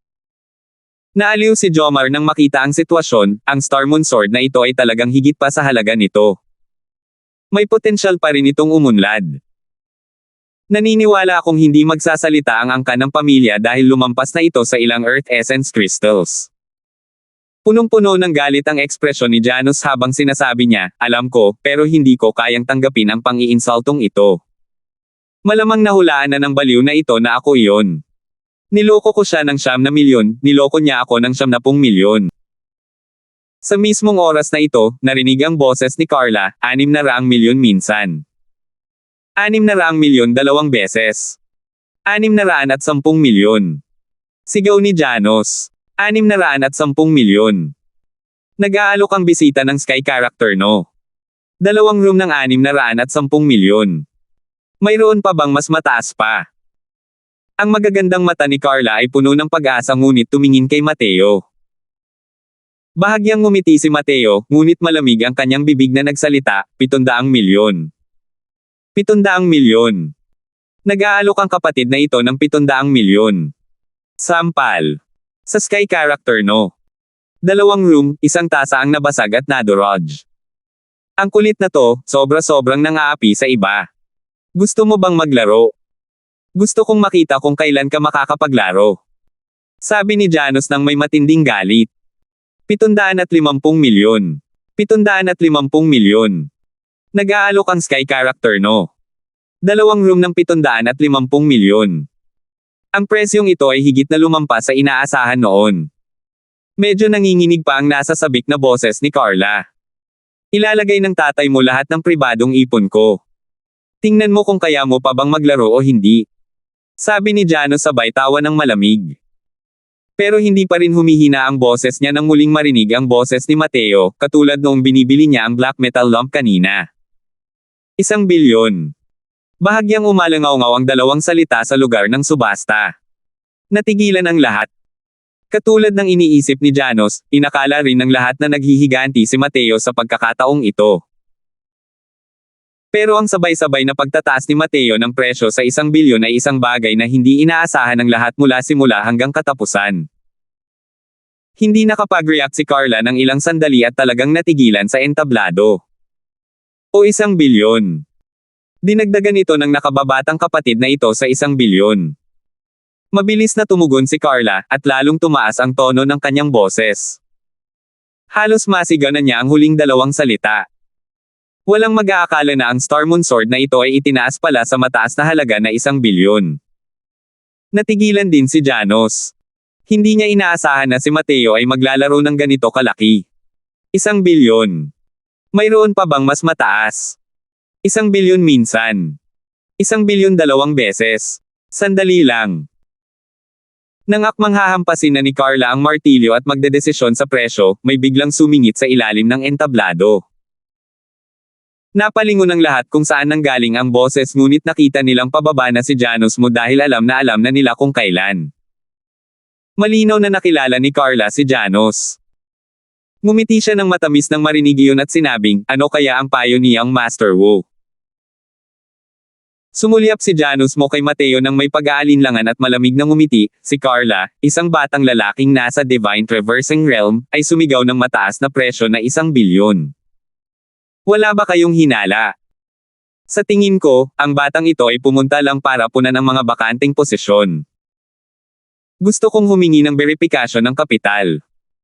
Kung mayroon siyang 1 bilyong kristal ng Earth Essence, aking Lord, puputulin ko ang aking ulo para sipin niya na parang bola. Tunay nga, huwag mong tingnan kung paano sumigaw ng masayang-masaya ang bawat isa sa kanila sa lugar na ito ng subasta. Ang mga kayang kumuha ng 1 bilyong kristal ng Earth Essence ay talagang mabibilang sa mga daliri. Kalimutan na natin ang maliit na Divine Traversing Realm, kahit ang mga martial artist ng Faceless Realm ay maaaring hindi rin kayang alisin ang ganito karaming Earth Essence Crystals. Ang 1 bilyong Earth Essence Crystals ay halos katumbas ng buong net worth ng isang Faceless Realm martial artist. Bukod pa rito, ito ay isang minorya pa rin ng mga Faceless Realm martial artist. Sa makatuwid, nang tumaas ito sa 500 milyon dati, ibinaba na ng karamihan sa mga tao ang kanilang mga bandila at pinatahimik na ang mga tambol.